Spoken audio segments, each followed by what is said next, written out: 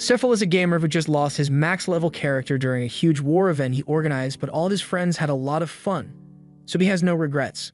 His war was apparently so popular that he ended up receiving an offer from the dev team of the game, and since he's excited to see what they have in store for him, he clicks accept without a second thought. However, he probably should have read the terms and conditions, because a moment later he finds himself in a strange room with tons of people staring at him. And to make matters worse, his family jewels were missing too. He realizes he has somehow been placed in the body of his character, Lufas, and the people seem absolutely terrified of him, so he attempts to politely ask them what's going on. However, as soon as Lufas's mouth opens, an immense pressure fills the room, and everyone inside is pushed face down to the floor. Outwardly, Lufas is condescendingly asking the group if they normally taste the floor whenever they meet someone new, but inside, Cephal is just freaking out because he has no idea why all this is happening. Just then, he remembers that Lufas has an intimidation skill that's probably causing all of this, so he tries to calm down and turn it off, but it takes a few minutes for him to figure it out, so the people have been stuck to the ground for a while. Once things finally go back to normal, Lufas walks up to one of the elves in the room and asks him for an explanation, to which he promptly faints out of fear, but she eventually gets the answers she's looking for. Long story short, 200 years have passed since she was sealed away and the demon lord is still alive, so in order to defeat him, the kingdom attempted to summon another hero, which is how Lufas ended up here. This means Cephal really was sucked into the game, and he's honestly really excited about it, but he realizes it must be terrifying to be in his presence while he possesses Lufas' body, so he should probably leave soon before he gives someone a heart attack. Just then, Lufas speaks up, and she tells everyone that she understands their concern regarding her presence since she kind of nearly took over the world at one point, but she assures them that her conquering days are over, so they don't have to worry. Although, she also has no interest in becoming their new hero, so she says they can just forget about her and summon another one or something because she's not sticking around. The king asks her where she plans to go, so Lufas tells him that she's just going to spend some time appreciating this world for what it is, but she'd be willing to come back if the need arises. Lufas then takes off, and Cephal somehow completely understands how Lufas' wings function, so he is able to use them without much issue. Lufas was Cephal's main when Exgate originally launched, and thanks to the game's novel system, actions taken by gamers were officially added in as lore, so with all the time and money Cephal spent getting Lufas to the top of the leaderboards, she is generally recognized as one of the most terrifying characters in this world. He could have stayed at the top of the leaderboards forever if he wanted, but that would have been way too boring, so instead he made a deal with all the game's top players at the time and had everyone split into the light and dark factions so they could have an all-out war. The war in question resulted in Lufas being sealed away in a subspace after her defeat, and while it was a lot of fun for Cephal, for this world it was reality, so Lufas is almost universally feared here for what she did. Mind you, the entire time Cephal and his friends were enacting their little war, they completely ignored the game's main objective of slaying the demon lord, so Orm is still alive and has been that way since Lufas was sealed, but that's not anywhere near the top of her priority list, so she'll deal with it later. Right now, she just wants to experience the game world that has now become a reality. Lufas' first stop is her old Maphaahl base of operations, and it is truly an impressive sight. Granted, it's a little rough around the edges after 200 years of collecting dust, but it's still amazing to see it in person. Lufas takes a seat on the throne, and Cephal starts thinking about all the good times he's had with his friends in this place. He recalls how they have fun chatting about a bunch of nonsense all the time, but that he realizes that those discussions were all in a group chat. So why does he remember it as though he were there in person? Just then, Lufas notices someone approaching, which puts her on edge since the base should be empty, but when she takes a look, it turns out to be a blue-haired girl named Dinah. She is really excited to see Lufas since she has been waiting 2 centuries for her return, but Lufas has no idea who this chick is. Dinah is incredibly hurt to realize that Lufas forgot about her even though she was her most loyal advisor, but Lufas doesn't remember ever having a use for an advisor in the first place. However, now that he thinks about it, Cephal recalls that when he was building this base, he thought it would be cool to have an NPC in the background to make the place feel more alive, so he placed Dinah and just kind of left her there. She must have gained consciousness when this world became reality, and Cephal feels kind of bad since she was stuck here by herself for 200 years, so Lufas plays along and says there's no way she forget about Dinah. She thanks Dinah for protecting the base while she was gone, and Dinah is incredibly grateful to hear such kind words from Lufas. But putting that aside, with all the time that has passed, Lufas is out of the loop on the current state of the world, so she asks Dinah for a quick history lesson to catch up with modern affairs. Dinah says she'd be more than happy to explain everything she knows. So she tells Lufas that after she was defeated, the 7 heroes went on to found their own separate nations. 4 of them have already died due to natural causes in the past 200 years, but the 3 with longer lifespans are still around. Lufas can't help but wonder whether the heroes in this world are really still his friends or if they became NPCs, so he plans to pay them a visit sooner or later. Next, Dina explains that the Demon King, Orm, is still alive, and that's mainly because the 7 heroes failed to defeat him after they sealed Lufas away. In other news, Dina says that Lufas's 12 heavenly stars are still around as well, though most have gone their separate ways. The 12 stars are a group of rare and powerful monster NPCs that Maphaahl collected because he thought it would be cool to have a small army of elite generals serve under him. Lufas asks Dina if there are any updates on the 12 stars, and she says she knows the location of 6 of them, but 2 of those 6 seem to have joined the demon army in an attempt to get back at the heroes who sealed Lufas away. Lufas is a little disappointed to hear that some of her minions joined the demon army over her defeat since the beef was never that deep, so she's going to have to chew them out once she finds those 2. With that aside, she's glad that she at least has something to do now. Her initial plan was to just go around exploring the world for fun and find out whether the 3 remaining heroes are players like her or not. But first she needs to go round up the 12 heavenly stars because she'd be responsible if any of them went around causing trouble for no reason. She asks Dina to give her the location of the first heavenly star, so she pulls up a map and points to a place called Svel. This is where one of the heroes has been living for the past few years, and the heavenly star, Eris, has been trying to invade it for months now.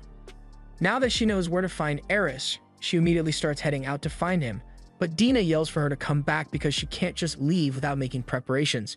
First of all, Lufas has no money on her, and Dina would have been willing to give her some. Inflation's a pain, and she's been waiting so long that all the money she had is practically worthless now. Lufas says she can just earn some more money along the way, but Dina tells her no one is going to want to do business with the legendary conqueror. Lufas argues that there's no way anyone would recognize her face after 200 years, but she is reminded that races like elves exist, and a bunch of them are bound to know who she is, especially since the kingdom has probably issued a public warning of her arrival. However, if Lufas wants to earn money, then Dina knows of a job she can do that doesn't require a background check: adventuring. To get started, Dina leaves Lufas to the trade city of Ydalir, but she would draw too much attention with her dark wings exposed, so Lufas sticks them in her oversized cloak as a disguise. She hates how uncomfortable it is to walk around like this, but they don't really have much of a choice in this situation, so she'll just have to deal with it for now. Once they arrive at the Adventurers Guild, Lufas mentions that it feels nostalgic to be back in the den of misfits and degenerates since, according to her lore, she was an adventurer before she founded her dark nation. However, she soon realizes how weird it is that she feels a sense of nostalgia from this when it is technically her first time setting foot in the guild. Dina notices that Lufas seems lost in thought, so she asks her if something is wrong, but she just brushes it off and says they should go take a look at the job board. While they are searching the job board, Dina spots a job that pays 3,000 coins, and all they need to do is find a bunch of lost cats. Lufas agrees that it seems like a really good deal, but it'd take ages for them to actually find the cats, and she'd rather not spend a week on a side quest, so they keep looking. Just then, they find a nice hunting job that'll pay them 1,500 coins, and all they need to do is hunt a few orcs, so Lufas thinks it's perfect. Orcs have a 3% chance of dropping their meat upon death, and if you eat their meat, then your max health gets a boost, so she's going to do a little HP farming while they're out there. Later that day, the 2 arrive at the village where the request was made, and they speak to the village chief, a tired old man who just wants to end things once and for all. He explains that the orcs have been ravaging their village for a long time now, kidnapping their women, killing their men, and destroying everything they've built. He begs the 2 to get rid of them for the sake of this village, and Dina cheerfully assures him that he doesn't have to worry because Lufas will wipe those orcs out without a doubt, and he is really grateful for their help. With that said, they head out into the forest to track down the orc den, and before long they manage to find it with 2 orcs posted out front as lookouts, so Lufas starts getting ready to attack. Come to think of it, she hasn't actually checked her stat screen since she got here, so she pulls it up, and fortunately, she still has all her max level abilities, so killing the orcs shouldn't be difficult. But she's not sure if she's mentally prepared for it, since killing these things on screen is completely different from killing them in real life. She activates one of her abilities and creates a dozen swords at her side before launching them straight at the orcs, and the resulting mess is absolutely disgusting, but for some reason, Lufas feels oddly calm about it. Moments later, the orc nest is alerted to the presence of an intruder, so they all rush out and surround Lufas within a few moments. They also have a really big orc as their leader, so any normal adventurer would be in trouble, but when they begin their attack to Lufas, they are all so slow that they look like they are barely moving. The difference is so great that she realizes that she probably won't even need to create any more swords to handle them, so she takes off and starts chopping the heads off the orcs at top speed. She's so fast that the orc leader has no idea what's going on. All he sees is the heads of his men flying off their bodies. She then stops and looks at the big guy just to say, "Hey, I just wiped out your entire squad. What are you gonna do about it?" It goes on a rampage trying to smash her into the ground, but it's way out of its league because Lufas is practically a walking calamity and he is just an obstacle in her way.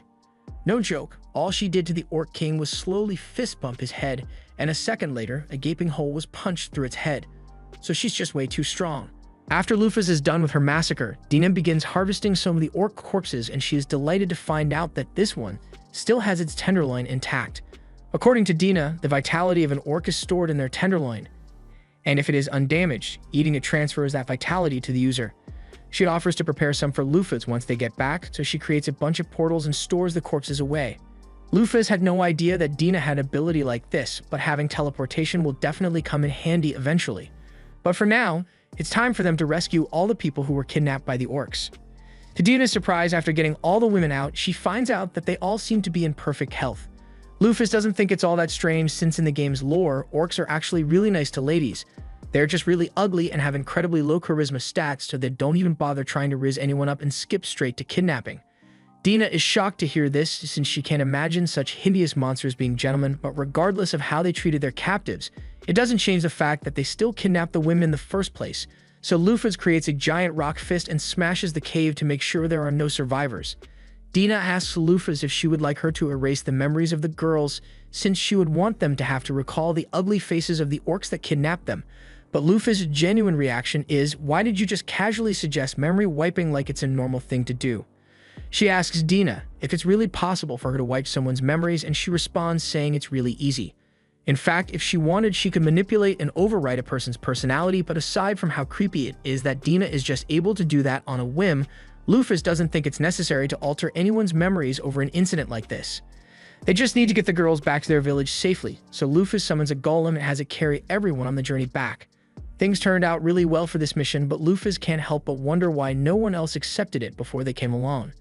Dina explains that it's because there was no incentive to take the risk, but that makes no sense to her since the orc tenderloin vitality alone would have been more than enough reason to take on the challenge. However, Dina informs Lufas that most people wouldn't take on the risk because, to put it simply, the warriors of this era suck. For instance, Dina says the nation that summoned Lufas is called the Sword Kingdom, and she wants her to guess what level the kingdom's strongest swordsman is. Since it'd be their strongest fighter, Lufas assumes the dude must be just as strong as she is, but to her utter shock, she is told that the kingdom's best swordsman is only level 120. This makes no sense since she knows for a fact that there were tons of people who reached level 1000 alongside her in the game, but Dina reminds her that those were all people from the previous era, and quite frankly, they were the sweatiest of sweats. Realistically, to attain level 1000, one would need to fight constantly, every second of every day, and devote their entire life to getting stronger. And the people of this generation simply can't do that. At least not without dying in the process. Lufas now understands why it'd be difficult for the people of this world to hit the level cap, since to her this was just a game, so it was natural to grind as many levels as possible. But to the people of this world, this is their one and only life, so they wouldn't want to waste it. Lufas and Dina eventually make it back to the village, and the villagers are all so happy to be reunited with one another. The women are all incredibly grateful to Lufas for bringing them home, and Lufas is glad to see them all so happy. But if they knew her true identity, they might not be so cheerful right now. The village chief presents Lufas and Dina with the agreed upon reward, and after checking, Dina confirms that it's all in there, so they are ready to leave. However, before they go, the chief asks Lufas if it is really okay for the village to keep her golem. Lufas says she doesn't really mind leaving it behind, so they should just use it as a guardian to protect the village in case more orcs show up someday. The chief is so touched by Lufas' kindness that he assumes that she must be a messenger of God, but that's nowhere near the truth. Lufas decides it's time to leave, but before she does, the villagers ask her to at least tell them her name so they know what to call their savior. Without thinking, Lufas attempts to reveal her identity, but Dina steps in and gives the villagers a fake identity instead. Lufas is pissed that Dina cut her off like that, but they've been over this already. If anyone were to find out Lufas' true identity, then it'd cause mass panic, and they can't have that. Since they've acquired enough money to cover their travel expenses now, there's nothing stopping them from heading straight for Svel. But Lufas can't be too happy about it since the only reason they are going there is to stop one of her 12 stars, Ares, from continuing to attack it. She also needs to confirm whether the surviving heroes are truly her former companions or not, so her first stop will be to meet with Megrez. As they approach the city, Lufas begins to notice several pretty lights floating all around them, so she asks Dina what they are, and it is explained that those lights are little specks of mana floating around because the land here is so rich. She says it's proof that they are getting close to the nation of Skull, and in fact, Dina can already see it from here. She seems really excited to be here, but Lufas doesn't see what's so great about it since it just looks like a regular water town to her. They head down to the front gate, and there a guard yells out that anyone seeking entry into Skull needs to have their passport ready. Lufas had no idea they would need a passport to get into the city, so she starts worrying that they might not be able to get in. However, Dina isn't concerned at all because she has the perfect skill for this: document forgery. She simply walks up to the guard and presents 2 passports that she created for herself and Lufas, and after checking them, the guard is convinced that they must be real, so he allows the 2 to enter the city. As they walk through the streets, Dina explains to Lufas that the city of Svel was founded by the wise elf Megrez, and it is well known for the wealth of magical knowledge it possesses. This area is also particularly rich in ambient mana, so several mages and scholars come here in hopes of furthering their knowledge of magecraft. Dina asks what their objective in the city is for today, so Lufas tells her that first, she plans to pay Megrez a visit since there are a lot of things she'd like to talk to him about. Dina freaks out upon hearing this because she thinks Lufas intends to storm Megrez's castle, but she assures her that this is just going to be a peaceful visit. After all, Ares has been causing Megrez a lot of unwarranted trouble, so she still needs to apologize to him for that. But before that, Lufas says she'd like to head to a library since there's still a lot about this world's history that she doesn't know. They start asking around for directions to the nearest library until they end up meeting a man named Grants. You can tell that Lufas and Dina must be new in town because practically everyone knows that all the libraries are located in the eastern section, but he's got some free time on his hands, so he offers to lead the way. Dina thanks him and introduces herself as a traveling merchant with Lufas as her suspicious employee, but Lufas stomps on her foot mid-sentence to get her to shut up because who the hell introduces their companion as suspicious? Grants can definitely tell that Lufas looks suspicious, but he doesn't intend to hold it against her since he's sure she must have her reasons, and Lufas is grateful for his understanding. As Grants guides them through the city, Dina comments on how lively everyone here is, and Grants agrees that the people here certainly are cheerful. But since the city has been under attack from Ares for the past several years, most people don't end up settling down here. Lufas' expression soars a little since she realizes the situation here is kind of her fault, and Grants notices this, but he assumes she must just be uneasy about the threat of being attacked by Ares while here, so he assures her that there's no need to worry because the city's defense system is impenetrable.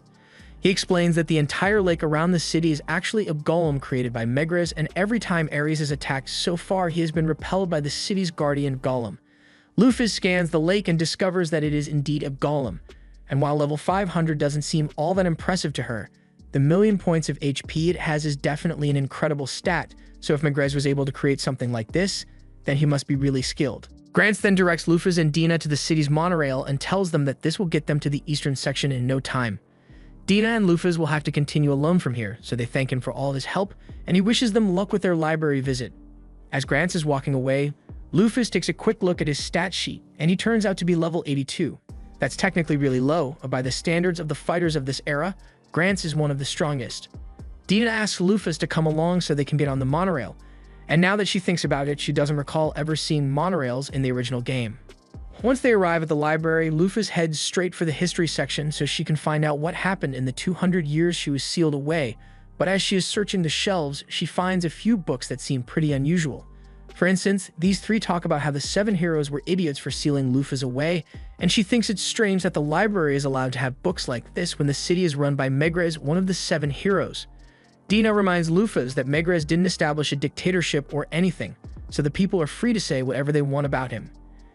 And it's not so much that they dislike the 7 heroes, but rather the people don't actually think Lufas was evil in the first place. While people were certainly terrified of her at the time, over the past 200 years that fear has been forgotten, and some people started to realize that Lufas' rule wasn't actually that bad. According to one of the history books, Lufas was a mysterious Blackwing that showed up out of nowhere and united the world under her rule in the blink of an eye 200 years ago. Though she was strict, she was not a tyrant. So many were actually better off under her rule, but humanity ended up rejecting her reign and sealed her away to take back their autonomy. This by itself wouldn't have been an issue, but the only thing keeping the demons at bay that entire time was the threat of Lufas and her 12 stars. So once she was sealed away, the demon army took advantage of the situation and rose to destroy humanity. Naturally, the heroes tried to stop them, but their power fell short and they ended up being defeated.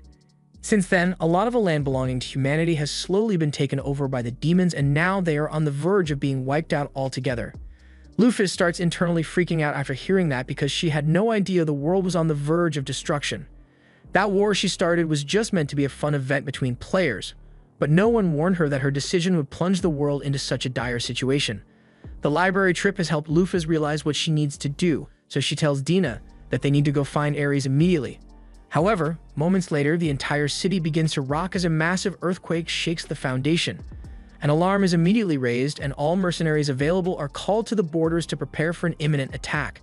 Lufas looks at the resulting damage and asks Dina if it is normal for a city like this to experience earthquakes of this magnitude. As far as Dina knows, this almost never happens, so Lufas concludes that this must be a result of one of Ares' skills, and he must be on his way right now to launch a full-scale attack. There's no time to waste, so Lufas creates a glider and tells Dina to get on immediately. As they are flying towards the chaos, Lufas puts some thought into the situation, and none of this makes sense to her. She knows Ares was always such a harmless sheep monster, and that it's not in his character to invade a nation like this repeatedly, so she wonders if this is really just because she was sealed away. And on another note, she wonders why she even has memories of Ares in the first place, since she never actually interacted with him in the game, but her main concern right now is to stop him, so she can worry about her memories later. When Ares was a little lamb, he was roaming through the forest on his own when he happened to run into Lufas. She was surprised to see a rainbow sheep out here, since it's a legendary monster that's said to only be born once every 500 years, but as she approached it, it recoiled in fear and began crying. Lufas noticed its tears, and if she had to guess, the sheep had likely been on the run since birth, hiding from both monster and humans alike, since a single thread of its wool is more valuable than gold. She won't deny that he has a good reason to cry, but she asks him what point there is in shedding all those tears. She tells him that if he is upset about his situation, then he had better be ready to strike back against those who would come after him. Otherwise, he had better prepare to live the rest of his life drenched in sorrow. The sheep took her words to heart and attacked Lufas to show its determination to grow stronger. And she liked its fighting spirit, so she put the sheep down and asked it to come with her. She told him that she wasn't at full strength yet, but she would one day conquer the entire world, and she wanted him to become her first companion. She asked it if it had a name yet, and the sheep shook its head, telling her no, so Lufas looked to the stars before coming up with the name Ares. At least that's how the story went. At present, Gantz and his men are all running out to intercept Ares' forces, because this is clearly the beginning of an all-out assault. Once he arrives on the front lines, he sees a massive army of monsters slowly marching towards the city's gates, and he's starting to worry because there's no way he will be able to hold off this many until the main army is ready for battle. The earthquake earlier must have been Ares' declaration of war, since regardless of his hatred for them, Lufas made a rule saying he isn't allowed to attack without making a declaration first, and ever since, he has followed that rule religiously. Before long, the city's advance force arrives, so the order is given for all the mages and archers to fire before the monsters get too close. After wheeling down the monster, the soldiers begin their charge because they need to keep the monsters at bay until the main force arrives. Gantz is out in front and begins mowing down monsters left and right, but while he may be doing alright, his subordinates aren't as strong as he is, so a lot of them are being slaughtered. At this rate, Gantz doesn't think they'll be able to hold out much longer. However, just as the troops were about to be overrun, countless ice spikes came raining down from the sky, and as the soldiers looked back towards the city, they saw Megrez and Livia, the water golem.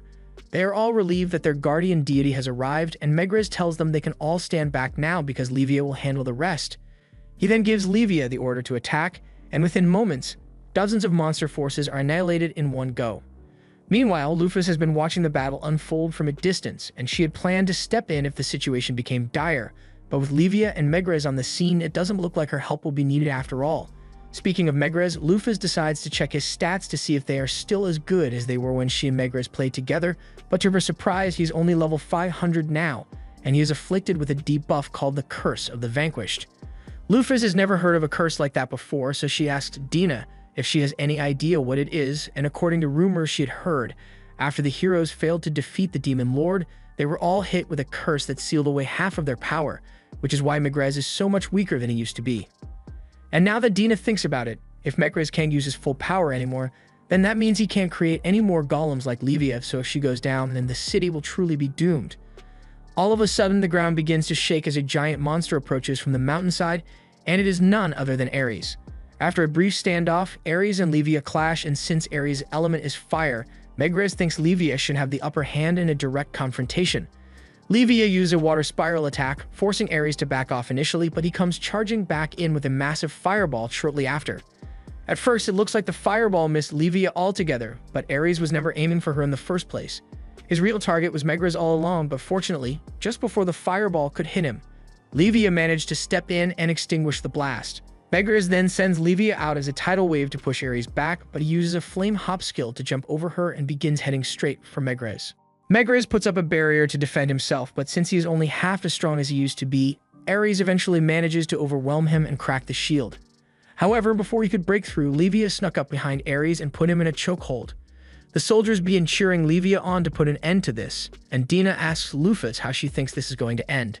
As far as this battle goes, Lufas says Livia will win, but that doesn't mean she will win the war. A lot of Livia's HP has been drained from tanking all of Ares' attacks, and it's likely that this was Ares' goal from the very beginning. He knew he wouldn't be able to beat Livia in a one-on-one battle, so he planned to whittle her health down with constant attacks and retreat so he can attack again in the future. Lufas is impressed that Ares was able to think logically enough to figure out that Livia can't pursue him once he retreats, so a constant barrage of periodic invasions would guarantee his eventual victory. However, Lufas can't let his plan go any further than this since it would be dangerous if he actually destroyed Livia, so she will have to deal with him herself. She grabs Dina and jumps down onto the battlefield. And just as Ares is about to launch another powerful blast, Lufas kicks him across the mountain range. Everyone is in utter disbelief when they see the terrifying monster sent flying in an instant, and Megrez is left wondering who on earth could possess such power. But even though Lufas is still concealing her identity, as soon as he hears the way she speaks, he kind of figures it out. Lufas doesn't want to confirm or deny anything yet, so she tells Megrez that she will handle Ares on her own, and afterwards, she will be back to have a discussion with him. However, before she leaves, Megrez tells her that there's someone behind the scenes manipulating Ares' thirst for revenge, so she should be careful. The warning is coming from an old friend, so Lufas says she'll keep it in mind, and then she flies off to confront Ares. Once she arrives in front of him, Ares asks who she is, and this comes as a surprise since when she played the game, Ares only ever made sheep noises, so she had no idea that he could actually speak. That aside, since Ares doesn't seem to recognize her, she activates her intimidation skill, and as soon as Ares feels the terrifying pressure coming off her, he is reminded of his master. However, even though she's standing right in front of him, Ares still refuses to believe it's her because he is sure Lufas died a long time ago. Lufas still isn't sure whether she counts as the original since she was technically reincarnated, but regardless, this is definitely the body of Lufas Maphaahl. She doesn't want to waste time trying to convince Ares with words, so she tells him that if he truly does not believe that it's her, then he is free to come test her strength for himself. And as an added courtesy, she promises not to hurt him too much. Ares hesitates for a moment because the woman in front of him really does look like Lufas, but he convinces himself that she must be a fake because there's no way his master could have returned. He prepares to attack with his full power, and Lufas is starting to get excited since this is the first time she has gotten to go up against a monster that should be strong enough to survive her attacks, so this will be her first real fight. Ares charges at Lufas with full intensity, however. After pushing her back for a few hundred meters, Lufas easily stops his momentum with one hand and tells him that he has indeed grown stronger than he was 200 years ago. Ares continuously attempts to push her back, but Lufas isn't budging one bit, and she even calls him adorable for trying so hard. As a reward for his effort, she says she will give him a hug, and in the next second, Ares is being lifted off the ground by his head. Lufas then throws him straight into the air, but she's still far from done, so she flies off after him. And once she gets above Ares' body, she says she is going to lightly pet him. Lufas then proceeds to punch Ares with the force of a 10-ton truck, sending him crashing down to the ground. But before he lands, she flies beneath him and decides to pet his chin as well, so Ares is sent back into the air. The people watch the spectacle unfold in stunned silence because they've never seen such an overwhelming display of power before. Lufas finally slams Ares into the ground, leaving him looking like Yamcha, but he still isn't done yet. Ares begins to burn with brilliant blue flames, and Lufas assumes this must be his strongest attack, so she tells him to come at her with everything he has. He charges forward with incredible speed, and with a huge smile on her face, Lufas moves forward to intercept him, resulting in a massive explosion that can be seen for miles.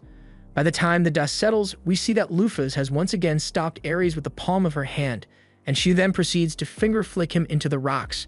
She asks Ares if he still doubts that she is the real Lufas, but all of a sudden he jumps out of the rubble and changes into his human form to apologize to Lufas for his foolish behavior. Lufas is shocked at first because she knew Ares had a human form, but she doesn't remember designing him to be a femboy. But now that he thinks about it, he recalls a group chat where he and his friends decided to give Ares a femboy design as a joke, and he chose to go along with it. 20 minutes later, Ares finally stops crying and apologizing, so Lufas takes a look at his stat screen, and his level is still the same as it was back when Lufas played the game, but his abilities have improved by quite a bit. And that must have been the result of all of Ares' hard work over the past 200 years. She tells Ares that she is on a mission to reclaim her 12 heavenly stars, and he is her first stop, so she won't be taking no for an answer. Ares is glad that Lufas came to get him first, and he agrees to join her on her mission once more, but he does have a few questions first. Like, who is that blue-haired woman back there?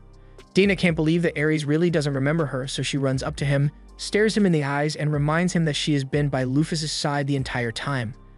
All of a sudden, Ares recalls fuzzy memories of Dina standing next to Lufas' throne, but considering the fact that she has memory-altering powers, I'm starting to get a little suspicious. From what Ares remembers, Dina literally never moved from that spot, so he assumed she was a piece of furniture, but he's surprised to find out that she can talk. Hearing Ares call her a piece of furniture makes Dina really upset, so she goes over to one side and starts sulking over it. Lufas chuckles a little because she also has no idea who Dina was at first, but she's been of great help since Lufas got here, so she asks Ares not to make fun of her too much. Lufas asks Ares why he was trying to invade the city, so he tells her he only did it because he wanted to avenge Lufas after what the humans did to her. After all, if they hadn't sealed her away, humans would have been defeated by now, and the world would be at peace. Lufas understands Ares' feelings and she appreciates the fact that he wanted to avenge her, but she tells him she has no desire for revenge against humanity. But that aside, she recalls what Megaris had told her about someone manipulating Ares into launching the attacks, so she asks Ares to tell her who filled his head with thoughts of revenge, because she won't stand for someone deceiving her subordinate. Ares nervously tells her that it was one of the demons, and right now, over on the demon continent, that same demon is getting ready to unleash his army to occupy Svel. He's been patiently waiting for Ares to whittle down Levia's health so he could invade, and he has prepared an army of monsters all over level 80 so he's sure that nothing can stop him. Mars orders his army to head out and slaughter every single human in the city of Svel, but all of a sudden, Lufas crashes down right in front of his castle, taking out every single one of Mars' men in the process. Mars has no idea who Lufas is, but he can tell that she is strong, so he decides to go down to confront her. Mars asks Ares why he suddenly decided to stop attacking Svel when he must still hate the humans for what they have done. Ares admits that he still hasn't forgiven humanity for what they did to Lufas, but he now realizes that destroying them won't make him nor Lufas happy. In fact, the only people who would benefit are demons like Mars, and that's the last thing Lufas would want, so Ares swears to stop Mars here and now. Mars isn't really bothered since he already expected this to happen sooner or later, and now that Ares is no longer useful, he plans to eradicate him. Lufas tells Ares to sit this one out since he is still injured from the beating he got earlier, and Mars is surprised that there is still someone so strong on the side of the humans, but it doesn't matter because as one of the 7 demon generals, he is confident that he can defeat her. He begins charging up his fire and ice powers, going into excruciatingly boring detail about how his technique works. He's doing a whole lot of yapping right now, and Lufas eventually gets sick of it, so she punches him square in the face so hard that he is sent blasting off like he's part of Team Rocket. Now that that's been taken care of, there's nothing left for Lufas to do here, but before they leave, she does have a few questions about the 7 demon generals Mars mentioned a minute ago. Ares is about to start explaining it, but before he could say a word, Dina pops out a portal and says she'll handle the explanation instead. She tells Lufas that the 7 demon generals were formed 8 years ago, and they consist of the strongest subordinates serving under the demon lord. Lufas is shocked to learn that Mars was one of the strongest demons since he couldn't have been more than level 300 at most. Dina goes on to explain that humanity wasn't the only side that weakened dramatically over the past 200 years. While it's true that the heroes were all cursed and have since grown incredibly weak, they took out almost all of the demon lord's truly powerful subordinates, so the only ones left who are on Lufas' level are the demon lord himself and his son. Just then, Ares notices that Lufas didn't actually kill any of the monsters when she landed earlier, so he asks her if she plans to leave them alive, and she confirms this. She doesn't think it's right to kill the monsters since they haven't actually done anything wrong, but Dina asks her if she's sure she wants to spare them, since they might end up hurting people if they are left alone. Lufas already thought of a brilliant solution for this, so she uses her power to subjugate all the monsters in the area and bring them under her control. Dina asks her if she intends to bring all the monsters back with them, but Lufas doesn't want to have to take care of all of these monsters, so instead she issues a command and tells all of them to return to their natural habitats and to avoid attacking humans without a good reason. The monsters all begin to wander off, and now they should be able to live out the rest of their lives in peace. So Lufas is happy and her business here is officially done. Afterwards, Lufas heads back to the city of Svel to meet with Megrez and give him an update on the situation. She tells him that she has gotten Ares under control, and she has also defeated the demon general who was behind the whole thing in the first place. Megrez is relieved that it's finally over, but he asks what happened to all the monsters currently under Mars' control. Lufas informs him that she placed all of them under her command, so they won't be a problem, and after hearing of everything Lufas has done, he is certain of her identity. He asks her to come with him for a moment because he would like to discuss things in private, but Maphaahl hesitates for a moment because the anticipation is killing him. The player who used Megrez in the game was a top ranker who played with him all the time, and they were really good friends, so he hopes the Megrez in front of him is the same one as back then. As Megrez returns to the castle, several of the nobles of Svel gather around him and begin talking about how worried they were about him. They all say he needs to be more careful since if the city were to lose him or Livia, there would be no hope of defending against invaders. However, Dina can tell that there's no real sincerity or concern for Megrez behind their words. Megrez rolls past them with a look of resignation on his face, and when Lufas catches up to him, he says he knows she must be appalled by what she just saw. That was meant to be the upper echelon whose job it is to protect the people of the city, but they are only concerned with protecting themselves by sucking up to Megrez. He leads Lufas and the others to his office, and he assures her that there is no surveillance equipment here, so she is free to show her full form here. Lufas obliges and spreads her wing, allowing Megrez to confirm that it really is her, but to Lufas' disappointment, the look on Megrez's face is one of sheer terror, so he must not have any memories of being a player. She is disappointed because this means she might truly be alone in this world after all, but Megrez interprets her expression to mean that she is disappointed with his current state. He tells her that a lot can change over 200 years. People can grow stronger or weaker, and in Megrez's case, he has grown far weaker than he used to be. He asks Lufas if she has come back to take revenge on them for sealing her away, but she tells Megrez that the fact that she returned is purely a coincidence. The humans were simply trying to summon a hero and accidentally summoned her instead. Lufas is starting to wonder what's wrong with this world's Megrez, since if he isn't a player, then shouldn't he be opposed to Lufas, at least according to the lore she has heard of so far. Just then, she realizes that Megrez must feel guilty for what happened, since if he and the other heroes hadn't sealed Lufas away, then the demons would have been defeated long ago. Being adored as a hero when he blames himself for the downfall of humanity must be eating away at him, so he's been looking for a way to punish himself for his part in all this. Lufas tells Megrez there is no point in beating himself up over what happened in the past, because the truth of the matter is that he defeated a powerful foe, so he should take pride in that and continue forward on the path he thinks is right. Megrez can't believe Lufas is being so kind to him, so he asks her why she doesn't resent him. She was on the verge of achieving her goal of unification, and they betrayed her. That does sound like something that would be hard to forgive, but as far as Maphaahl is concerned, he holds no hatred or resentment towards Megrez because the battle only took place in the game, so he never got to experience it. He has no idea how Lufas felt about it at the time, but he wants to give an appropriate response, so she tells Megrez that if he and the others chose to rise up against her rule, then it was her own fault for being an inadequate ruler. Megrez tries to argue that he still deserves to pay for what he did, but then he looks up and sees Lufas' face of genuine forgiveness as she tells him he needs to stop blaming himself. Regardless of what happened, he is the hero of this country, so he needs to stand proud. Megrez gets her point, but she could have phrased it better since considering the wheelchair, he won't be doing much standing. Megrez has a lore flashback to the old days when Lufas and Alith were still best friends, and he's reminded of how much fun he used to have back then, so he promises to take Lufas' advice.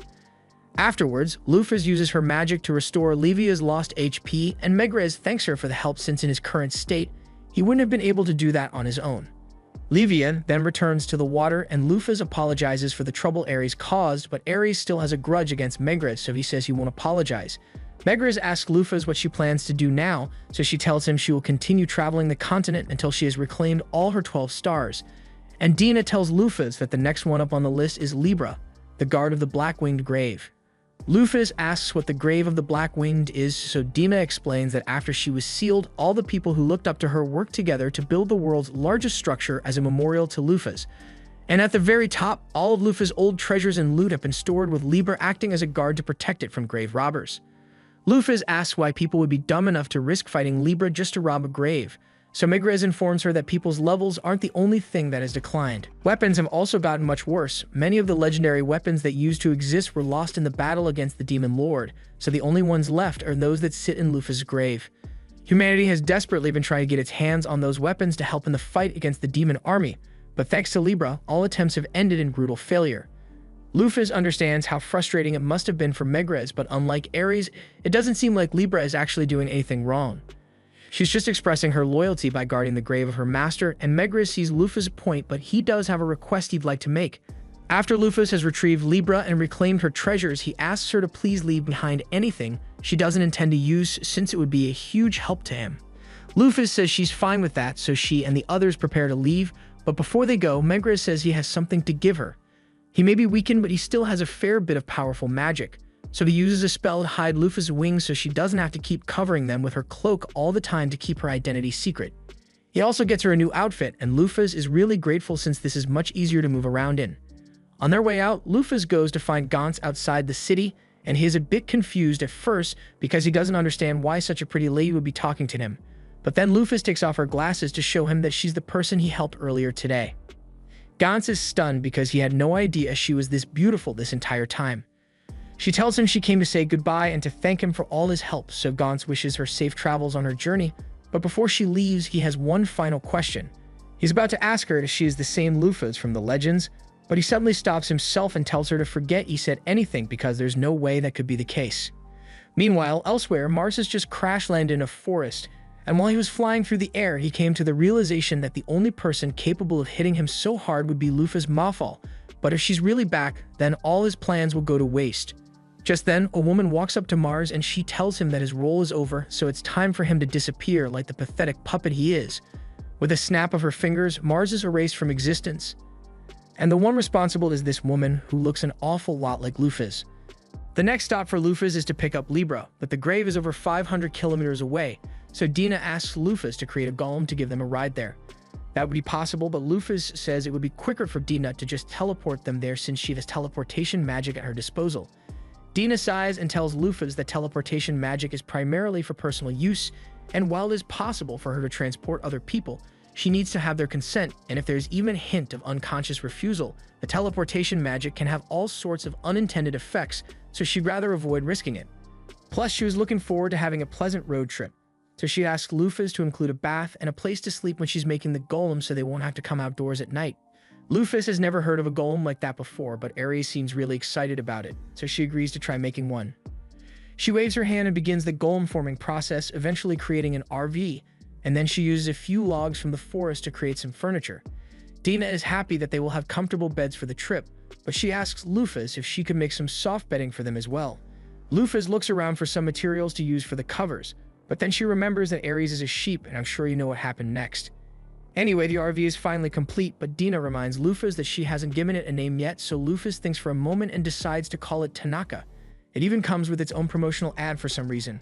After traveling for some time, it gets dark, so Dina suggests they should stop and set up camp for the night, to which Lufas agrees. However, as soon as they step outside, Dina smells something nearby, so she goes to investigate and discovers a natural warm spring behind some bushes. She gets really excited because she has been dying to take a bath, but Lufas doesn't see what all the fuss is about since the RV already comes with a bath built in, but Dina says experiencing a natural warm spring is way better. She grabs Ares' hand and starts leading him to the spring so they can get in right away, but then he reminds her that despite appearances, he is still a guy, so he will wait over there until it's his turn. Hearing him say that reminds Lufas that despite appearances, she is still mentally a guy as well, and the idea of bathing with Dina is probably going to be uncomfortable, but she can't exactly explain the real situation to her, so she decides to just stand by some trees and face away until Dina has gotten undressed and submerged herself in the water. Once Dina is in the water, she lets out a huge sigh because there's nothing better than soaking in an open-air spring after a long day of travel. She asks Lufas to get in as well, and Lufas briefly considers making an excuse to avoid it, but there's no point, so she does as Dina requested and undresses so she can get in the bath. However, before she could step in, Dina reminds Lufas that it is poor etiquette to get in the water without tying up your hair since it would leave loose hair strands all over the place, and then no one else would want to use it. Lufas agrees that she should probably tie her hair up, so Dina offers to do it for her and prepares to get out to help. However, she isn't wearing a towel, and Lufas doesn't think it'd be right to look at Dina's body, so she says Dina should stay where she is and she'll meet her there. After Lufas gets in the water, Dina helps tie her hair up to prevent any loose strands from getting in the water. However, there's not much they can do about Lufas' feathers since they tend to molt when placed in hot water. Lufas apologizes for the stray feathers, but Dina says it's nothing to worry about, and Lufas barely ever gets a chance to spread her wings like this anyway, so she should enjoy the experience while it lasts. As the two of them soak side by side, Maphaahl begins staring at Dina's body really intensely, and it makes him come to a troubling realization. In his past life, Maphaahl wasn't a complete degenerate, but he was still a certified gooner. However, now, even though he's staring right at Dina's body, he feels absolutely nothing. Dina notices that Lufas seems a little zoned out, but before she can ask why, she spots a group of adaptive frogs on a rock over there, so she gets Lufas' attention and tells her to take a look. Lufas doesn't understand what's so special about a bunch of frogs, so Dina explains that these ones have a special property. The green ones are male, and the pink ones are female. And when there are more males than females, the male frogs all fight to see who earns the right to give froggy back shots.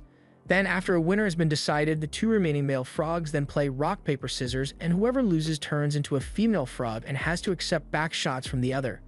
Maphaahl briefly wonders whether turning into Lufas has changed his preferences as well, but there's no way he's ever letting himself take back shots, so he immediately dismisses the thought. Dina notices that Lufas seems a bit stressed, so she asks her what's wrong, but Lufas says it's nothing and suggests they should get out of the spring now. A few minutes later, they both return to the RV and tell Aries that he's free to use the warm spring now, so he comes out in his towel and ties his head up before heading out for a soak.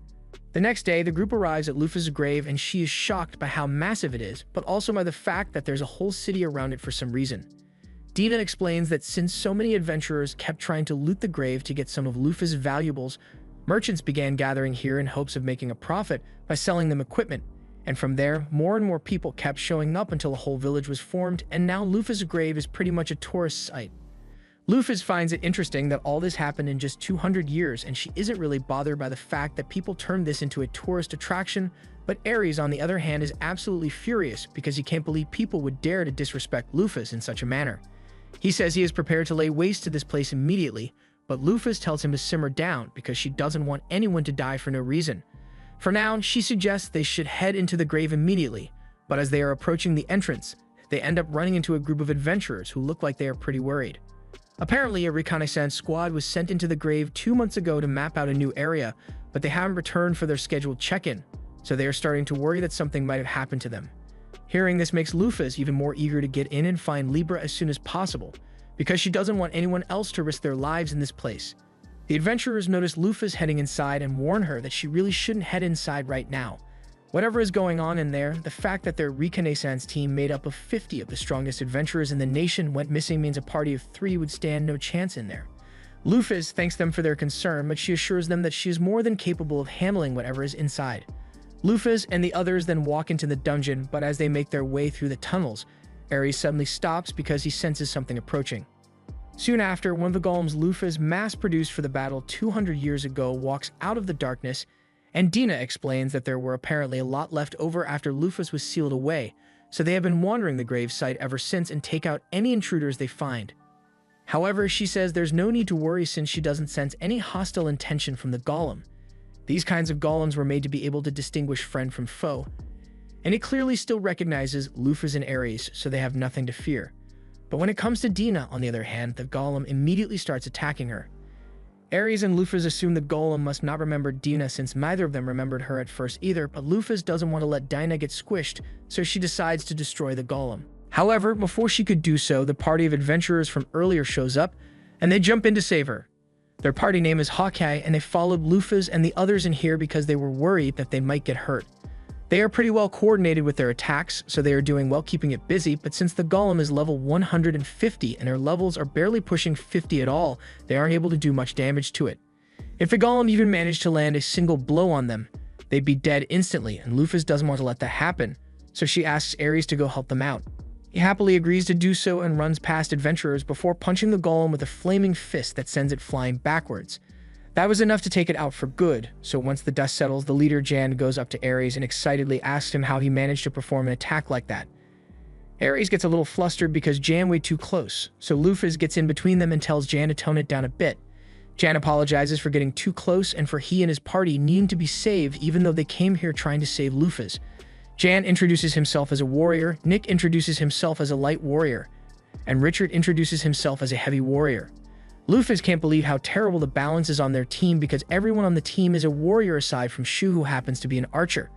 Anyway, since they are doing introductions, she introduces herself as a high-level ranger class adventurer, but when it's Dina and Ares' turn, they have no idea what to say, so they also declare that they are rangers, and Jan shows a look of concern because to him, Lufas' party looks way more unbalanced than his does.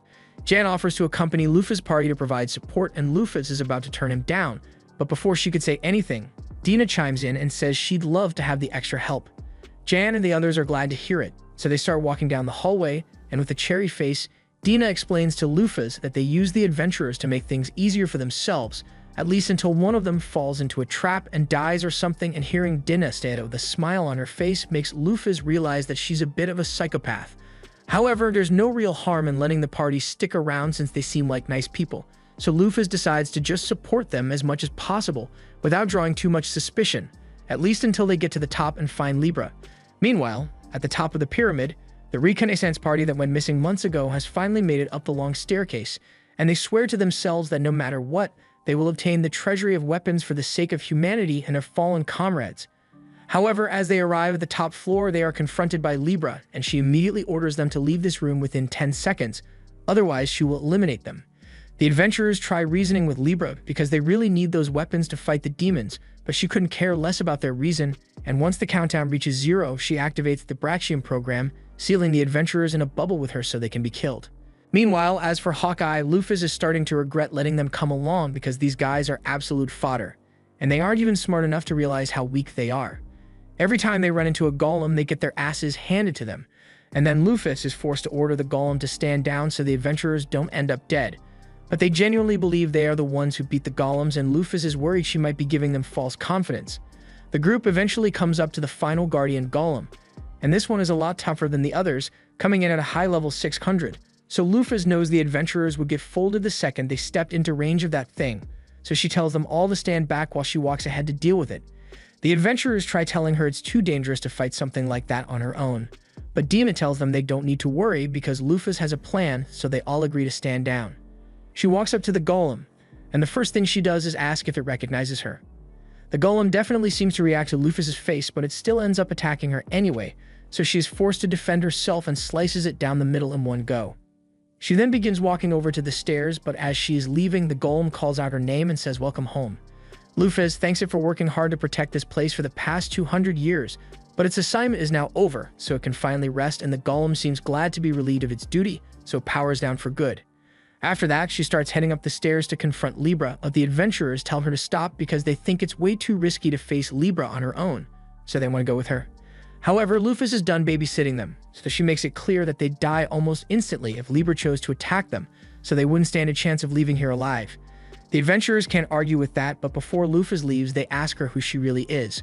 They are well aware that they aren't the brightest bunch, but it doesn't take a genius to figure out that the only reason they've made it this far is because Lufas kept stepping in to save them. And there's also the fact that she was able to destroy one of the golems with a single strike, so there's no way she's really just a ranger. Lufas pauses for a moment, wondering what to say, but then she tells them that she does not intend to answer their questions and heads up without another word. Dina and Ares tell Lufas they will wait down here for her to return since neither of them can handle Libra's Brachium either, so she will be handling this alone. As Lufas is climbing the stairs, she wonders to herself why she felt genuine sadness when she took out that golem earlier. Even if it was one of Lufas' creations, while it may make sense for the Lufas character to care about it, to Maphaahl it was nothing but a bunch of pixels on a screen, so he should have no emotional attachment to it. He realizes there must be something wrong with his mind to be making him feel this way, but there's no time to worry about that right now because first he needs to take care of Libra. Lufas eventually makes it up the top floor, and there she finds Libra waiting to intercept her as the latest intruder. Libra orders Lufas to leave within 10 seconds or face hostile actions, but instead she just takes off her glasses and spreads her wings to reveal her identity. After getting a good look at Lufas, Libra stops the countdown and begins trying to process what she is seeing because she can't believe Lufas is really back. She confirms that the person standing in front of her looks exactly like Lufas and is even a 99% genetic match for Lufas, but she still finds it hard to accept because it should be statistically impossible for Lufas to have survived the battle against the heroes. She begins to short-circuit from the logical inconsistency, and Lufas tries telling her not to think about it too much for the sake of her processors, but Libra is already pretty damaged, so Lufas says she will be approaching to administer repairs now. Upon hearing this, Libra's defense protocol kicks in, and since she hasn't acknowledged Lufas as her master yet, she tells Lufas that if she takes one more step, she will be forced to use force against her. However, Lufas doesn't stop moving as she asks Libra what she's going to do about it. Libra interprets Lufas' sudden movements as hostile action, so her defense system kicks in, activating her brachium and creating a vast airspace for her to fight in. Lufas is caught off guard at first by the sudden change of environment, but when Libra begins firing at her, she snaps out of it. Lufas performs evasive maneuvers to dodge all of Libra's gunfire and missiles, but man, Libra is not making it easy. Lufas eventually finds an opening to strike Libra and interrupt her attack animation, so she starts chasing after her instead. Libra tries to shake Lufas off by using more gunfire, but she counters it by using her wings to blow the bullets back at her, disabling her gun. Libra then attempts to use a wide array of other attacks, but nothing she does comes anywhere close to defeating Lufas, so she eventually disables the domain and activates a different one. Lufas recognizes this as Libra's ultimate attack, a domain expansion that ignores all defensive skills and has a sure hit effect that deals 99,000 damage. The fact that she has been caught in the attack's range should be concerning, but to be honest, Lufas is actually excited because this will be the first bit of significant damage she has taken since she came to this world. As Libra unleashes the violent wave of energy, Lufas feels the pain hit her like a dump truck, but she has more than enough HP to tank the damage, so she continues pushing forward until she is eventually right in front of Libra.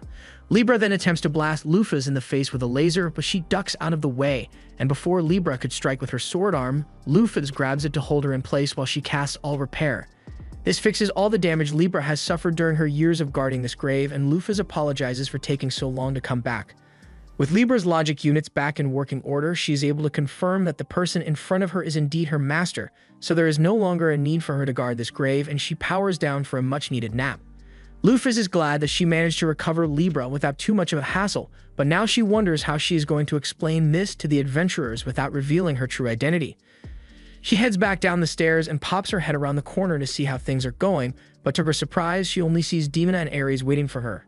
She's confused and asks what happened to the adventurers, so Dina explains that she just implanted some false memories in their heads with her mind manipulation to make them think they are the ones who defeated Libra. Lufas had forgotten that Dina mentioned that she had mind manipulation powers, and now that she has seen it in action, it looks absolutely terrifying. Dina explains that she made them think Libra was severely injured before they arrived, so they were able to overwhelm her and claim victory. This way, no one will ask too many questions, but Lufas thinks this is a little too convenient, so she asks Dina if she had this plan from the moment she agreed to let them join the mission. Dina doesn't deny it, and with a sly smile, she says that was the only reason she was willing to tolerate such hindrances. Lufas gets creeped out by how heartless Dina can be, but she's glad they aren't enemies because she'd be terrifying to deal with. Anyway, since things down here are under control, Dina suggests they should head up to the treasure room and gather all the things they will need. Once they arrive in the vault, they are all amazed by all the shiny treasures in the room, especially Lufas. She can hardly sit still, and she doesn't understand why, but Dina points out that Lufas always loved shiny stuff. That's why she hoarded so much treasure in the first place, and she tends to go a little crazy in situations like these, so Dina asks Ares to help her pick out the useful items while Lufas is distracted by all the gold. Lufas tries to argue that she is perfectly capable of controlling herself around gold, but she literally already has her hands full with a bunch of gold, so she can't be trusted to pick out the important stuff. A little while later, Dina and Ares are done gathering all the items they need, and the rest of the stuff here is either a bunch of old weapons or useless gold, so leaving it behind shouldn't be a problem. But before they leave, Dina asks Lufas if she could gather the golems in the area so they can be teleported back to base, and Lufas says she will be happy to help, but then she realizes that Dina meant all of the golems, so she is forced to spend the next few hours roaming this giant grave just to make sure she actually got them all. Afterwards, Dina teleports all the golems away, and since there's nothing left for them to do here, she suggests they should get going. Lufas asks if it's really alright for them to leave the adventurers here in their current state, but Dina assures her that it won't be a problem, and a few minutes after Lufas' group has left, the adventurers wake up, fully convinced that they were the ones who cleared the grave and defeated all the golems. Meanwhile, out in the forest, Lufas and the others have made it back to the RV, but before they get back on the road, Dina fixes up Libra's clothes and sets her down on a tree stump so Lufas can talk to her. Lufas walks over to Libra and gives the instruction to power on, so she wakes up, and the first thing she does is greet Ares and the unfamiliar lady beside him. She then apologizes to Lufas for all the trouble she has caused, but before Lufas could respond, Dina says she can't believe Libra doesn't recognize her. Lufas chuckles and tells Libra that Dina is her advisor, and Libra is shocked to hear this because her memory banks hold no data on Dina whatsoever. Dina gets up close to Libra's face and tries to get her to remember her, but Libra is still certain that she has never seen Dina before. However, after running a thorough memory check, Libra did find a few damaged memory files that may contain information about Dina, but she has no way to check those for the time being. Therefore, she decides to just take Lufas' word for it and acknowledges Dina's position as an advisor, at least temporarily. It's hard for Lufas to tell what Libra is thinking since she never really shows much expression, but she has no reason to question Libra's loyalty, so she tells her they are on a journey to reclaim all 12 heavenly stars, and she wants to know if Libra would like to serve her once more. Libra says nothing would make her happier, and she is ready to devote every moment of her life to Lufas' goal. Now that Libra has officially rejoined Lufas' team, she asks her if she knows anything about the locations of the other heavenly stars. Libra apologizes and says she has no useful information because she was stationed in the grave the entire time and was completely cut off from the rest of the world. In that case, Lufas turns to Dina and asks if she knows anything, and Dina happily explains that roughly 2,000 kilometers from here, there is a small village at the base of a mountain where Parthenos secretly lives. Lufas is surprised to learn that Parthenos chose to live in a village, so Dina explains that the village was actually created by Parthenos, and she erected a powerful barrier to protect the defenseless monsters and plants from the rest of the world. Lufas is relieved that Parthenos didn't go causing trouble for people, but then Dina mentions that the mountain where the village was built used to be Lufas' homeland, and Parthenos actually drove out all of the Heaven Wing that lived there, creating an uninhabitable zone to keep them out, and Lufas is disappointed again. On the ride back home, Lufas was having a flashback to her time as Maphaahl, but all of a sudden she is woken up by Dina placing a hand on her shoulder. Dina asks her what happened, so Lufas explains that she was just having a dream that seemed rather important, but for some reason she can't remember what it was about. She decides to just focus on her current mission, so she asks Dina how much longer it will be before they get to their destination. They've been driving for a while now, so it shouldn't take much longer, but Ares has a few questions. Like if Parthenos drove all the other Heaven Winged out of Vanheim, then where did they go?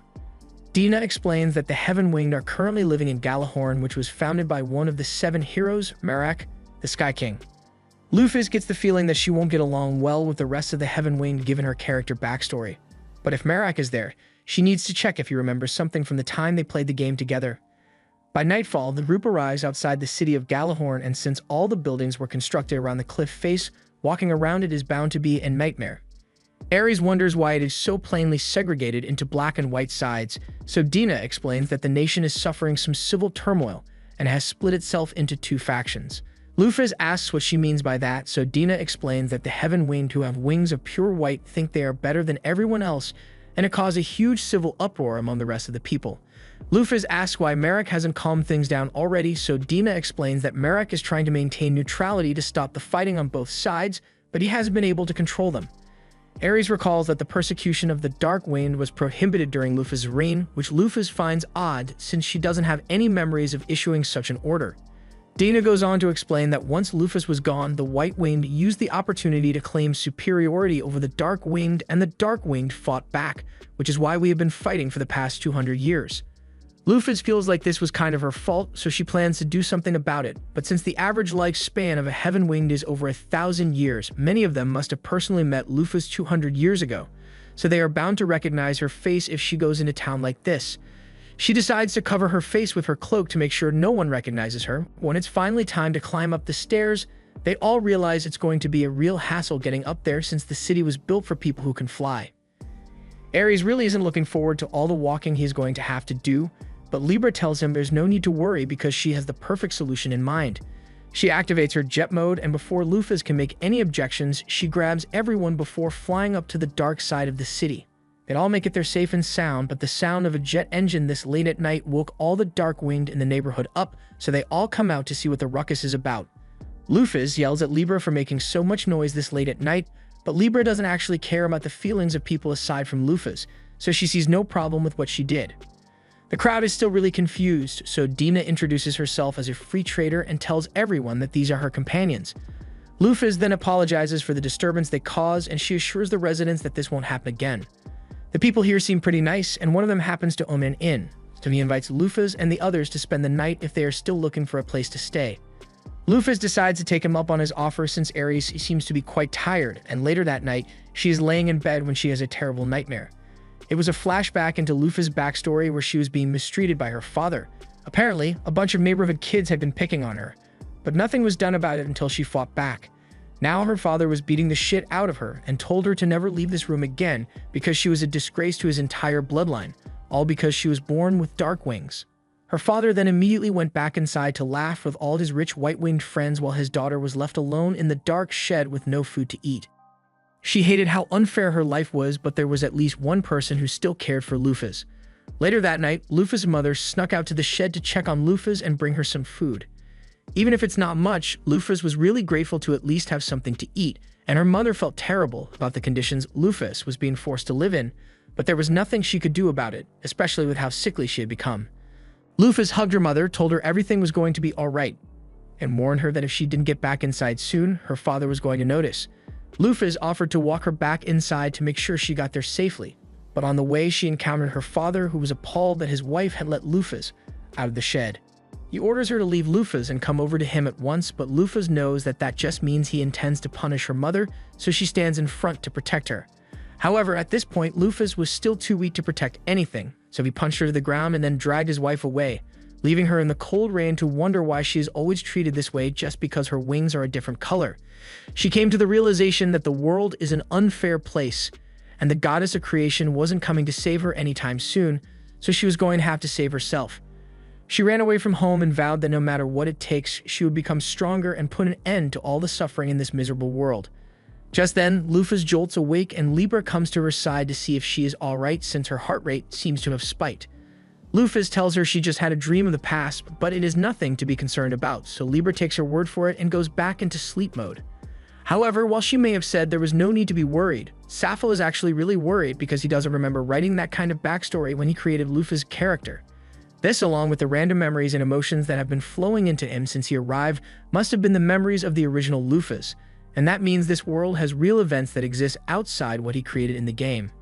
But if that's the case, then with his soul occupying Lufas' body, he wonders what happened to the soul of the real Lufas. Meanwhile, over in the Demon Lord's castle, the 7 demon luminaries are gathered for a meeting, but they notice that Mars is missing, so they all assume he must have died. They aren't too surprised by it since he was the weakest of the luminaries after all, but they wonder whether Megrez was the one who took him down, or if Ares turned on him. It would be really embarrassing if Mars somehow lost to Ares, but all of a sudden, the luminary Venus walks in and tells everyone that she knows what happened to Mars. Everyone turns to look at her, and they all ask what she's been up to lately because none of them have seen her for a while, so she tells them she's been following the person who killed Mars. They are all surprised to hear this and ask Venus if she knows who the person is, but she says she couldn't get too close without risking her life. But while she didn't get a good look at the person's face, she does recall that they had beautiful black wings. As soon as the other luminaries hear this, the first person they think of is Lufas, but it shouldn't be possible for her to be around since they all know for a fact that she was killed by those human heroes 2 centuries ago. They don't think Venus is lying, but if Lufas really is back, then demonkind is in real danger because even the Demon Lord was scared of facing her alone. The luminaries ask Venus if she knows where Lufas currently is, so she informs them that she recalls seeing Lufas heading towards Gjallarhorn. The luminaries think this is a convenient opportunity since they were planning to head to Gjallarhorn anyway, so the leader assigns Venus and Jupiter to go there and keep an eye on Lufas.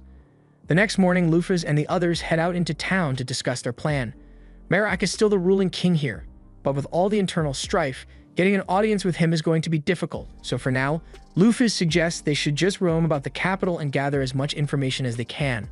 Lufas mainly wants to find out what the living conditions of the Dark Winged look like, so she says she will be staying here, and in that case, Dina volunteers to investigate the White Winged side of the city, and Libra takes off to do her own independent investigation. Ares also plans to go gather some information, but before he leaves, there's something he needs to tell Lufas. He says it's about one of the 12 heavenly stars, Agacaros the goat, and a long time ago, he apparently invited Ares to join the demon army, so it is likely that he has allied himself with them. Lufas thanks Ares for telling her, and she says she will go retrieve Agacaros next on the list, but for now, she's going to take a look around the city. She spends the next few hours strolling through the city, and things honestly don't seem that bad around here. But then she comes across a giant black temple. She is curious as to why the people would build a black temple for the goddess of creation, but as she steps inside, she finds a giant statue of herself. Just then, the temple's caretaker approaches, and he can see how confused she is, so he asks if she's new in town. Lufas tells him she's just surprised that the people here would build a statue in honor of the world's biggest tyrant. The caretaker is a little offended that someone would refer to Lufas as a tyrant, but he does understand why some people think that. The rest of the world may see history differently, but to the Dark-Winged, Lufas was and always will be their savior. Lufas is intrigued, so she asks him to explain more about it, and he goes on to talk about how dark-winged beings like himself used to face constant discrimination from those with white wings, and they were forced to live miserable lives in places that amounted to slums. They spent every day living in fear and lurking in the shadows, but Lufas was different. While the rest of them were cowering in fear, she used her strength to prove that she was worthy of respect and recognition.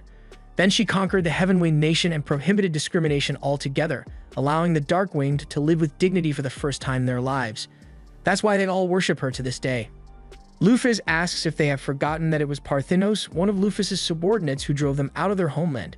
And the man does recall that event, but he believes it was the punishment he and the other Heaven-Winged deserved for committing the grave sin of betraying Lufas after everything she had done for them. In fact, they see it as mercy from Parthinos that they weren't all killed on the spot, but if that's how the Dark-Winged feel, Lufas asks what they think of their king Merak. As soon as she mentions Merak's name, the caretaker's face soars because he believes Merak to be one of the worst kinds of fools, a man who calls himself a hero despite the terrible things he has done. Elsewhere in the city, Dina looks like she's waiting for someone, and she is getting frustrated because he was supposed to show up a while ago. Meanwhile, at the same time, Libra is up in the air scanning the facial expressions to see if any of the citizens here have recognized Lufas yet, but there doesn't seem to be anything out of the ordinary. She then spots Dana, who, judging by her posture, looks like she's waiting for someone to show up, and further down the street, Libra spots a person heading straight for Dina, but upon further inspection of the man's strange appearance, she determines that this must be a demon in disguise, so she flies down to intercept him. Libra lands in front of the demon and tells him to back away immediately or face hostile action, and at first he tries to play it off like he's a regular citizen. But when Libra tells him she has already seen through his disguise, he drops the act and attacks, so Libra activates her defense protocols. While that's happening, Ares is sitting at the edge of the city, and because this place was founded by one of the heroes who betrayed Lufas, Ares would love to burn it all to the ground, but he knows Lufas wouldn't want that, so he decides to take a walk to cool off. However, after a while, he notices that there's no one else around, and a moment later, a barrier is formed and he is confronted by Exgate. Meanwhile, Merak is in his castle, having a meeting with the other Light-Winged, and he looks so exhausted because the Light-Winged have been yelling at him to use his power to get rid of the Dark-Winged. Merak initially founded Galahorn to give the Dark-Winged a place to go where they wouldn't be looked down upon by the Light-Winged, but then Parthinos kicked the Light-Winged out of Vanaheim, and now they didn't have anywhere to go, which is why he reluctantly welcomed them into this nation. But even though this wasn't their land to begin with, they kept insisting on receiving special privileges and persecuting the Dark-Winged. He has tried handling this diplomatically, but no matter how many times he tries to convince them to just coexist with the Dark-Winged, the White-Winged keep trying to get him to kick them out. Merak has no idea how to solve this problem, and he doesn't think he is fit to be the king of this nation because he is nowhere near as good a ruler as Lufas was. He was born with everything he needed for success practically handed to him, but Lufas had to fight and struggle to become such a great person, so compared to her, he thinks of himself as an incompetent fool. Meanwhile, Lufas is outside the White-Winged section, and she knows that the quickest way to solve the conflict is to convince Merak to take action, but she has no idea how she's going to get in contact with him. Elsewhere in the nation, Libra is engaged in battle against Jupiter, so she transforms her arm into a cannon and launches a blast at him. But before he'd be hit, Jupiter jumps out of the way. Libra tries shooting him with her gun after that, but he protects himself with a shield of wind and then goes in for a counterattack, slicing clean through Libra's gun. After witnessing Jupiter's fighting style, Libra comes to the conclusion that he must be an element user since he is able to manipulate the wind at will and slice clean through metal, and Jupiter confirms it, but knowing his ability won't make much of a difference. At the same time, Exgate is still trying to convince Ares to join the demon army with him so they can destroy the heroes, but Ares turns him down. He understands that Exgate is doing this to get revenge for Lufas, but he tells him that there's no need to continue on that path because Lufas has returned. As soon as Exgate hears that Lufas is back, he freezes because he can hardly believe it, but it would make sense that Lufas was the one who defeated Mars, so it's not impossible. Ares tells Exgate that it's time for him to come back to Lufas' side and serve her once more, but while Exgate still remains loyal to Lufas, he says he can't return to her side yet, because if he doesn't eliminate her enemies first, then they will eventually turn on her once more. That's why Exgate's new goal is to destroy Merak's nation along with the rest of the heroes. And once he's done with that, he's going to destroy the demons as well and offer them up as a sacrifice to Lufas. Ares tries telling him he doesn't need to do all that, but Agokuros is too excited to listen, so he teleports away to begin his plan. After he's gone, Ares thinks about the situation for a second, and honestly, he hates the heroes just as much as Agokuros does, so there's no reason for him to want to stop their destruction. But he knows Lufas wouldn't approve of such action, so he wonders whether he should tell her or not. After all, the Light District of the nation is full of scumbags who persecuted Lufas for the color of her wings, so she would be better off if those people perish anyway. He eventually decides to wait and see how people of the Light District act so he can make his decision, and if they turn out to be the same racist jerks who caused Lufas so much suffering, he will let them face destruction. Meanwhile, in the streets of the Lightwing District, the guy Digna is waiting for still hasn't shown up, and she's starting to get impatient, so she starts looking around, and that's when she notices a man nearby who looks really suspicious. She figures this might be a good way to gather some intel, so she follows him down the street until he eventually enters a dark alley. It turns out that he's one of the Light-Winged who were trying to convince Merak to get rid of the Dark-Winged, and he tells his comrades that Merak refuses to side with them, so they are going to have to take matters into their own hands and get rid of those filthy Dark-Winged, even if it means getting their hands dirty. He also informs everyone that he was told the Dark-Winged are preparing for war, and when they ask how he knows this, he tells them a man named Jupiter told him, and he would never lie to them, so it must be true. The others ask where Jupiter is now, but the man says he doesn't know because Jupiter was supposed to meet with him today, but he apparently never showed up. And the man thinks it has something to do with those wingless people who showed up recently. Dina has been eavesdropping this entire time, and from what she heard, it sounds like this nation is on the verge of a civil war, and she's willing to bet that the Jupiter they refer to is the one fanning the flames. She has no idea why he chose to skip meeting with the Lightwing today, but at least now she has some good intel to share with Lufas. Back with Libra, she is still engaged in battle against Jupiter, and no matter how much wind he uses, he isn't able to budge Libra's solid frame whatsoever. The only reason he has been holding out so far is because he is fast enough to dodge all of Libra's shots, but she's been analyzing his attack pattern this entire time, and once she's done with her calculations, it's going to be a lot harder for him to dodge, so he needs to think of something quickly. He realizes there's no way he can beat Libra right now, so he creates a massive gust of wind to kick up dust and obscure her vision so he can escape. Libra tries to stop him by blowing the dust away, but by then it was already too late, and Jupiter was long gone. Later that day, everyone meets back up to discuss what they've learnt, and Dina informs Lufas that the Lightwinged are currently preparing themselves for war against the Dark-Winged, although they were likely incited into doing so by a man named Jupiter. Libra then speaks up to inform Lufas that she engaged in battle with one of the 7 demon luminaries whose name was Jupiter, but despite her best efforts, he managed to get away. Lufas is surprised to hear that there was a demon trying to destroy this city when it would likely fall apart on its own, but since Jupiter is likely to come back, Libra requests that Lufas alchemize some homing bullets and missiles for her since she's currently running low on ammo. Lufas agrees to make some ammunition later, but before that, she turns to Ares and asks him if anything happened on his end. Ares still hasn't decided whether he should let the Heaven Wing be destroyed or not, so for now he lies and tells Lufas that nothing noteworthy happened to him. Lufas takes his word for it, so she then proceeds to tell everyone what she observed in the Dark District. The people there have endless hatred for those from the Light District, and it's very likely that a civil war will break out soon, but in other news, the Dark Wing seems to have erected a statue of Lufas in their temple and worship her. After hearing this, the others fully approve of the Dark District, and Libra even suggests they should join the Dark Wing's side during the Civil War, but Lufas tells her she doesn't plan on taking a side at all. If a civil war breaks out, this nation will fall and it will give the demons the perfect opportunity to invade, so they have to prevent that at all costs, and to that end, she asks Libra to capture Jupiter next time she sees him. Libra asks if they mean she's barred from killing Jupiter, so Lufas tells her they need him alive so they can force him to testify in front of all the Heaven Winged. However, Libra's safety is still Lufas' top concern, so she asks her to be careful about how she confronts Jupiter next time. Later that night, Lufas is busy alchemizing some more ammunition for Libra, and she wonders how things ended up like this. She initially only came here because she wanted to meet with Merak and find out whether he's a player or not, but now she's stuck trying to stop a civil war. Meanwhile, out in the forest, Jupiter is throwing a temper tantrum because with Libra around, he can't risk getting close to the city anymore. And if she's there, then that means Lufas must also be around, and that puts the whole plan of destroying the city at serious risk. Just then, Venus shows up and asks Jupiter why he's so upset, but he doesn't appreciate the patronizing tone, especially when Venus did nothing to help him while he was being attacked by Libra. However, Venus says she had been waiting at their scheduled meeting point the entire time, but he never showed up, and that's not her fault. Jupiter asks why she led Lufas to the center of the city in the first place, but Venus tells him she's nowhere near strong enough to stop Lufas, so there was nothing she could do to prevent her from entering the city. Jupiter can't argue with that logic, but he is still really upset because the plan was to invite the Heaven Winged into starting a civil war and destroying themselves so the demons could swoop in and destroy Merak, but with Libra on the lookout for him now, Jupiter can't get anywhere near the city without her finding him.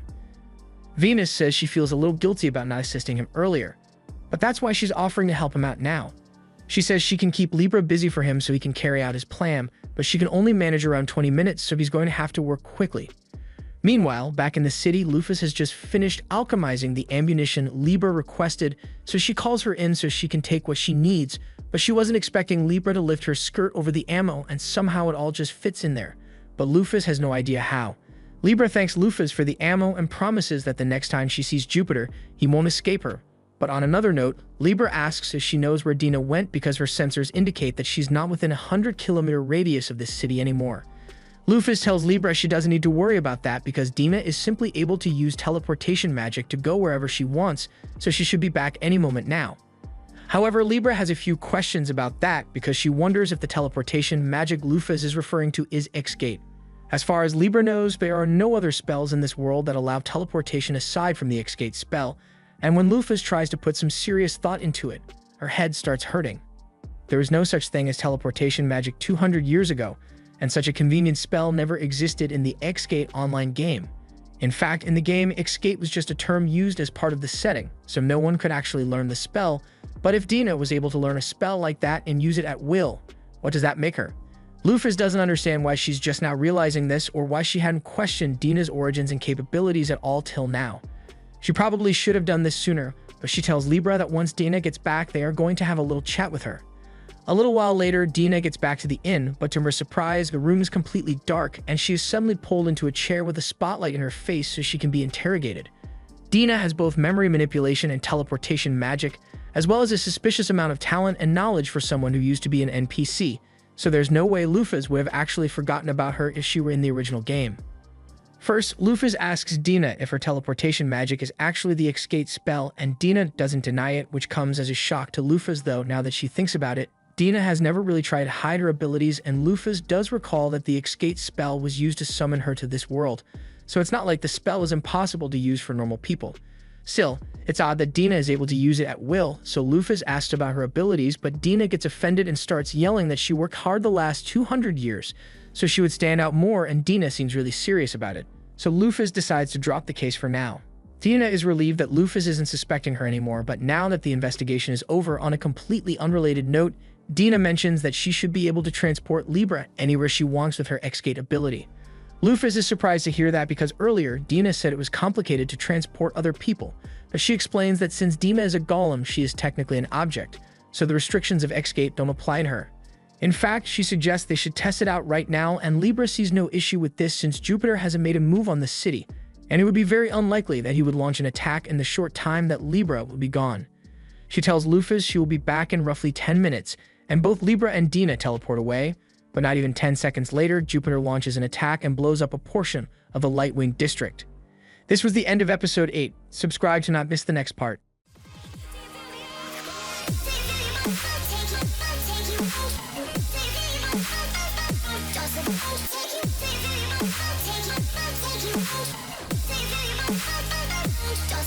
Take you.